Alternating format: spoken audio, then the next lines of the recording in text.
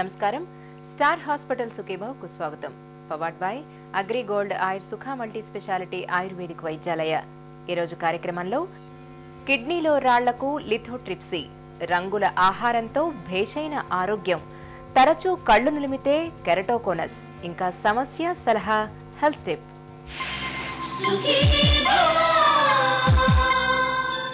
వానలు కురవాల్సిన చోట వడగళ్లు పడ్డట్టుగా మూత్రం ధారగా వెళ్లాల్సిన మన కిడ్నీల్లో కూడా వడగళ్ల లాంటి రాళ్లు అడ్డంగా ఏర్పడుతూ ఉంటాయి. ఒకప్పుడైతే కిడ్నీలో రాళ్లను తొలగించడానికి పెద్ద కోతలు పెట్టి సర్జరీ చేయాల్సి వచ్చేది. అయితే లిథోట్రిప్సీ రాగతో ఇప్పుడు కిడ్నీలో రాళ్లకు సర్జరీ చేయాల్సిన అవసరం చాలా వరకు తప్పిపోయింది. తరంగాలను పంపించడం ద్వారా కిడ్నీల్లో రాళ్లను పగలగొట్టే లిథోట్రిప్సీ విధానం గురించి ఇప్పుడు తెలుసుకుందాం.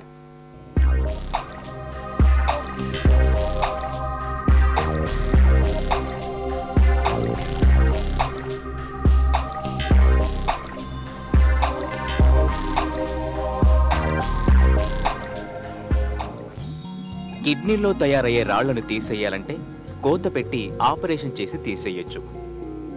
అలా కాకుండా లిథోట్రిప్సీతో కూడా కిడ్నీ స్టోన్స్కు ట్రీట్మెంట్ ఇవ్వచ్చు. ఇలా కిడ్నీ స్టోన్ ట్రీట్మెంట్ విషయంలో ఇప్పుడు మనకు రకరకాల పద్ధతులు అందుబాటులో ఉన్నాయి.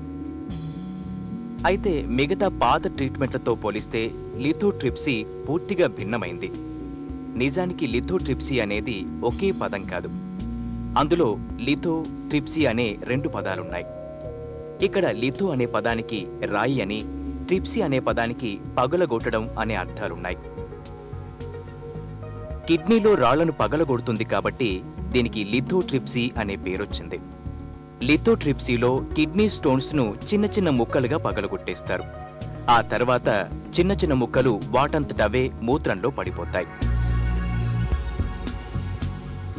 సైజ్ ఆఫ్ ద స్టోన్ బట్టి మనం ఏం ట్రీట్మెంట్ ఇస్తామనేది చాలా డిపెండ్ అవుతుంది. చాలాసార్లు కిడ్నీలో కార్నర్లో ఎక్కడో ఒక 3 మిల్లీమీటర్లో, 4 మీటర్లో, 5 మిల్లీమీటర్లో స్టోన్ కనుక ఇరుక్కొని ఉండి దానివల్ల కిడ్నీ డ్యామేజ్ అవ్వకుండా, కిడ్నీలో స్వెల్లింగ్ లేకుండా, దానివల్ల పెయిన్ లేకుండా ఉన్నట్టయితే అలాంటి స్టోన్స్ దాదాపుగా ఏమి ట్రీట్మెంట్ ఇవ్వాల్సిన అవసరం ఉండదు. జస్ట్ రెగ్యులర్ ఫాలో అప్ చేస్తుంటే సరిపోతుంది. అలా కాకుండా అంతకంటే పెద్ద సైజ్ స్టోన్ ఉంటాం కానీ, లేదా అది కిడ్నీలో యూరిన్ డ్రైన్ చేసే ట్యూబ్లో ఎక్కడైనా బ్లాక్ చేసి ఒక కిడ్నీలో వాపు రావటం కానీ, దానివల్ల నొప్పి రావటం కానీ, లేదంటే దానివల్ల ఇన్ఫెక్షన్ రావటం కానీ, ఇలాంటి పరిస్థితుల్లో ఆ స్టోన్ని మనం ట్రీట్ చేయాల్సి ఉంటుంది. ట్రీట్ చేయాలంటే ఈ స్టోన్ని మనం పీసెస్ చేయాలి. అది చిన్న చిన్న పీసులు చేసి 2-3 మిల్లీమీటర్స్ పీసులు చేసినట్టయితే ఆ పీసులు యూరిన్ ద్వారా బయటికి వస్తాయి. కిడ్నీలో ఉన్న స్టోన్ని ట్రీట్ చేయడానికి ముఖ్యంగా 2 రకాల ట్రీట్మెంట్స్ వాడతాం మనం. 1 సెంటీమీటర్ కంటే తక్కువ స్టోన్ ఉన్నట్టయితే ఎక్స్ట్రా కార్పొరల్ లిథోట్రిప్సీ చాలా బాగా పనిచేస్తుంది. ఈ ఎక్స్ట్రా కార్పొరల్ లిథోట్రిప్సీ అనేది 1980s జర్మనీలో కనుక్కున్నారు. దీని ఐడియా ఏంటంటే మనం ఒక షాక్ వేవ్స్ అనే ఒక వేవ్స్ లాంటివి జనరేట్ చేసి బయట నుంచి ఒక పరికరం ద్వారా దీన్ని ఫోకస్ చేసి ఆ స్టోన్ మీద కనుక ఫోకస్ చేసినట్టయితే, అంటే పేషెంట్ ఒక టేబుల్ మీద పడుకొని కింద ఒక లిథోట్రిప్ ఒక షాక్ వేవ్ జనరేటర్ ఉంటుంది.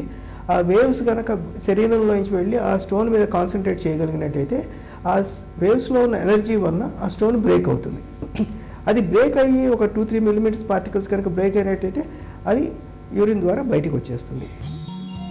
లిథోట్రిప్సీకి ముందు రక్త పరీక్ష, మూత్ర పరీక్ష, ఎక్స్రే లాంటివి చేయాల్సి ఉంటుంది. ఇక లిథోట్రిప్సీకి 5-6 గంటల ముందు నుంచి ఏమీ తినరాదు, తాగరాదు.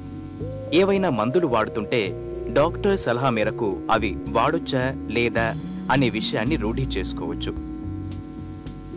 లిథోట్రిప్సీ ట్రీట్మెంట్ తీసుకున్నాక బాగా ఎక్కువగా నీళ్లు తాగాల్సి ఉంటుంది. తర్వాత వచ్చే మూత్రంలో నుజ్జైన కిడ్నీ స్టోన్స్ కొట్టుకుపోతాయి. తర్వాత మొత్తంగా లిథోట్రిప్సీలో స్టోన్ పూర్తిగా బయటకు వెళ్లిపోతుంది. ట్రీట్మెంట్ తర్వాత 2-3 రోజుల్లో యథావిధిగా తమ పనులు చేసుకోవచ్చు. అలాగే కొంతకాలం యాంటీబయాటిక్స్, యాంటీ ఇన్ఫ్లమేటరీ మాత్రలు వాడాల్సి రావచ్చు.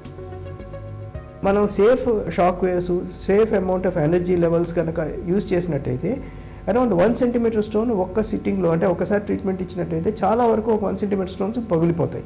పగిలి అవి ఆటోమేటిక్గా యూరిన్ ద్వారా బయటకు వస్తాయి.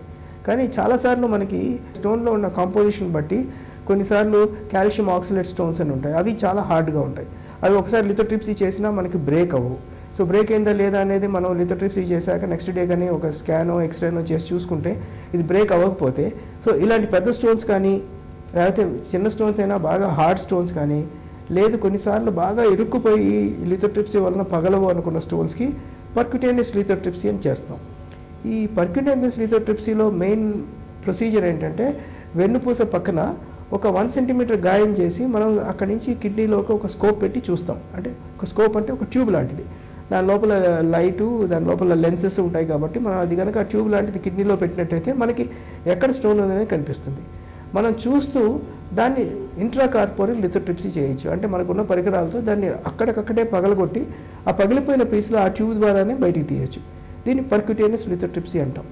ఇది కూడా ఒక టైప్ ఆఫ్ ఇంట్రాకార్పోరల్ లిథోట్రిప్సీ. సో బేసిక్గా లిథోట్రిప్సీలో బయట నుంచి అసలు పేషెంట్ని ముట్టుకోకుండా బయట నుంచి చేసే లిథోట్రిప్సీ, అది యూజువల్గా కిడ్నీలో ఒక 1 centimetre stone is ideal for that. లేదు యూరోటర్లో ఇరుక్కుపోయిన స్టోన్స్ కానీ, లేదా కిడ్నీలో ఇంతకంటే పెద్ద స్టోన్స్ కానీ, లేదా హార్డ్ స్టోన్స్ కానీ, వాటికి ఇంట్రాకార్పోరల్ లిథోట్రిప్సీ. ఇవి లిథోట్రిప్సీ సంగతులు. అయితే పరిస్థితిని లిథోట్రిప్సీ దాకా కూడా రాకుండా చూసుకోవాలంటే అసలు కిడ్నీల్లో రాళ్లు ఎందుకు తయారయ్యాయో కారణాలను తెలుసుకొని ఆ అలవాట్లను పూర్తిగా మార్చుకోవటం, పుష్కలంగా నీళ్లు తాగడం ద్వారా కిడ్నీల్లో రాళ్లు తయారు కాకుండా చూసుకోవచ్చు.